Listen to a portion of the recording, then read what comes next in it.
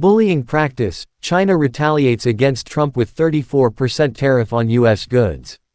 Trump's Wednesday tariff announcement shook global stock markets to their core, wiping out $5 trillion in stock market value for S&P 500 companies by Friday's close, a record two-day decline. Prices for oil and commodities plunged, while investors fled to the safety of government bonds. U.S. starts collecting Trump's new 10% tariff, smashing global trade norms. David Lauder, Reuters. Washington, U.S. customs agents began collecting President Donald Trump's unilateral 10% tariff on all imports from many countries on Saturday, with higher levies on goods from 57 larger trading partners due to start next week. The initial 10% baseline tariff took effect at U.S. seaports, airports and customs warehouses at 12:01 a.m. ET, ushering in Trump's full rejection of the post-World War II system of mutually agreed tariff rates. "This is the single biggest trade action of our lifetime," said Kellyanne Shaw, a trade lawyer at Hogan Lovells and former White House trade advisor during Trump's first term. Shaw told a Brookings Institution event on Thursday that she expected the tariffs to evolve over time as countries seek to negotiate lower rates.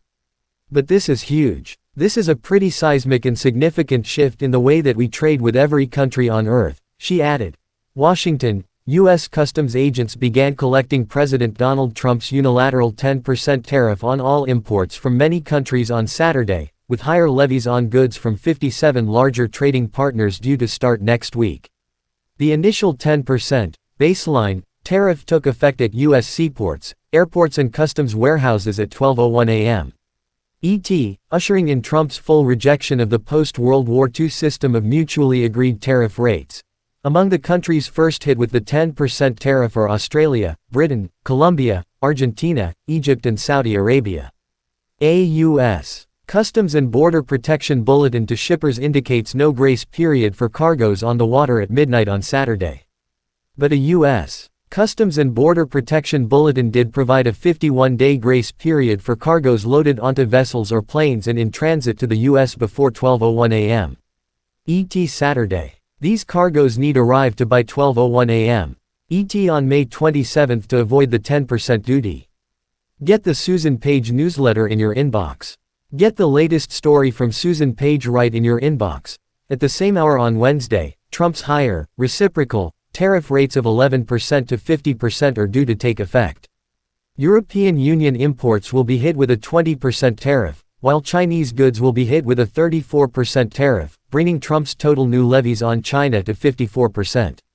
Vietnam, which benefited from the shift of U.S. supply chains away from China after Trump's first-term trade war with Beijing, will be hit with a 46% tariff and agreed on Friday to discuss a deal with Trump. Canada and Mexico were exempt from both Trump's latest duties because they are still subject to a 25% tariff related to the U.S. fentanyl crisis for goods that do not comply with the U.S.-Mexico-Canada rules of origin. Trump is excluding goods subject to separate, 25% national security tariffs, including steel and aluminum, cars, trucks and auto parts.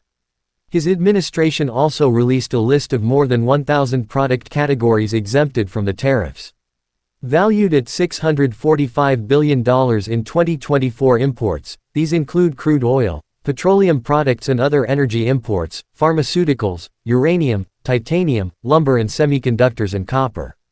Except for energy, the Trump administration is investigating several of these sectors for further national security tariffs.